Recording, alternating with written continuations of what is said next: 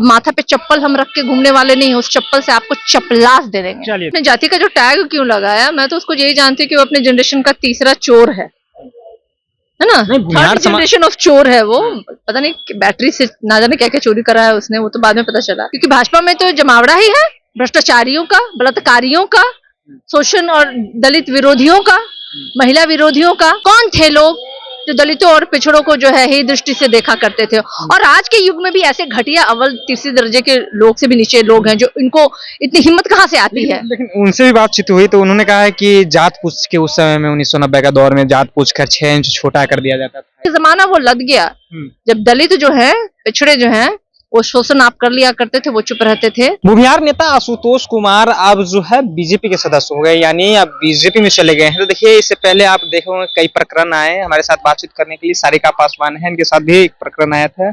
आशुतोष कुमार भूमिहार नेता अब बीजेपी में चले गए हैं, किस तरह से देखते हैं? मतलब ये आपने जाति का जो टैग क्यों लगाया, मैं तो उसको यही जानती हूँ कि वो अपने जनरेशन का तीसरा चोर है ना। थर्ड जनरेशन ऑफ चोर है वो। पता नहीं बैटरी से ना जाने क्या क्या चोरी करा है उसने, वो तो बाद में पता चला। अब स्वेच्छा है सबको, किसी भी पार्टी में ज्वाइन कर सकते हैं। अब उस स्वेच्छा के नाते जाके भाजपा में ज्वाइन किया, और वही मुझे लगता है एक एप्रोप्रिएट पार्टी थी उनके लिए। क्योंकि भाजपा में तो जमावड़ा ही है भ्रष्टाचारियों का, बलात्कारियों का, शोषण और दलित विरोधियों का, महिला विरोधियों का। तो भाजपा के अलावा कोई पार्टी है क्या, बनी है क्या? ऐसे लोगों का तो है ही, वहीं पे आश्रय मिलता है। तो गए हैं वो, अच्छी छत्र छाया में गए हैं, और क्या। पिछले दिन आपके साथ जो प्रकरण आया था, आप लोग विवादित बयान दोनों तरफ से हुआ, उसको लेकर क्या? नहीं, देखिए, ऐसे लोग जो अभद्र भाषा किसी महिला के लिए करते हैं और जिस तरह की टिप्पणी टिप्पणी उन्होंने की, तो मुझे लगता है उतना ही जनता ने उनको दे दिया रिप्लाई में। मुझे तो बोलने की आवश्यकता भी नहीं पड़ी। और अब वो जमाना लद गया जब दलित जो है ना माथे पे चप्पल लेकर के गुजरा करते, अब उसी चप्पल से चपलास दिया करते हैं ऐसे लोगों को। और मैंने भी बहुत शाब्दिक तरीके से इनको चपलासा। और मुझे लगता है निहायत ही लो ग्रेड, थर्ड ग्रेड का आदमी मैं उसको मानती हूँ। क्योंकि वो तो कहते हैं ना कि आने ना गनी फलाना को कहनी वाला बात है उसका, वही वाला उसका स्थिति हो गया। मैंने विरोध किसका किया, और उसने अपनी पब्लिसिटी लेने के लिए जिस तरीके से खुद को वो कूद, अपने आप को प्रचारित करने के लिए, क्योंकि उसे तो पब्लिसिटी चाहिए थी, भूखा था पब्लिसिटी का। क्योंकि बहुत प्रयास उसने किया, बहुत हाथ पैर मारे उसने, लेकिन चलिए मेरे नाम से उसको थोड़ा बहुत हुआ, और आज वो जाकर के सही जगह पे बैठ गया है। और उस पे मुझे नहीं लगता है कि इस दर्जे के, निचले दर्जे के स्तर पे व्यक्तियों पे मुझे बोलने की आवश्यकता है। जहाँ से विवाद बढ़ा था ब्रह्मेश्वर मुखिया कांड को लेकर के आपने एक बयान दिया था, वो क्या था प्रकरण? जो आपको नहीं पता है क्या? आप तो इतना अच्छा से चलाए हैं जी। मैंने किसी का बहुत लोकतांत्रिक तरीके से विरोध किया था, मैंने मुर्दाबाद कहा था, और ये मेरा अधिकार, और मैं बार बार कहूंगी।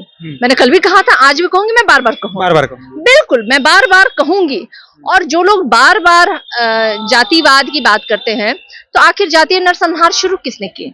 कौन थे लोग जो दलितों और पिछड़ों को जो है ही दृष्टि से देखा करते थे? और आज के युग में भी ऐसे घटिया अव्वल तीसरे दर्जे के लोग से भी नीचे लोग हैं जो इनको इतनी हिम्मत कहाँ से आती है? लेकिन उनसे भी बातचीत हुई तो उन्होंने कहा है कि जात पूछ के उस समय में 1990 का दौर में जात पूछ कर 6 इंच छोटा कर दिया जाता था, इस तरह के बयान। अभी आपने देखा होगा कि जितने भी नरसंहार हुए हैं, उसमें किन लोगों की सबसे ज्यादा बहुतायत किसकी हत्या की गई है, ये बताइए ना। और 200 सालों से किस जाति को प्रताड़ित किया जा रहा था? और कौन है जो आज आपने देखा होगा कि एक मतलब मंडल डॉक्टर जो है मंडल जाति से आते थे, जाति के नाम पे उनकी हत्या की गई, क्या ना गया भाई? और हर बार होता है जाति के नाम पे दलितों को यहाँ हत्या हो रही है। तो ये तो वो मनुस्मृति को मानने वाले लोग हैं जिन्होंने हमेशा ही समाज में नफरत। मनुस्मृति कभी देखे भी नहीं है, मनुस्मृति कैसा है आप ही लोग बोलते हैं। अब देखिए, मनुस्मृति को देखने का नहीं, ये लोग जीते हैं उसमें। और सबसे आश्चर्य की बात है कि इन्होंने अपने ही माताओं बहनों का शोषण सबसे ज्यादा किया है।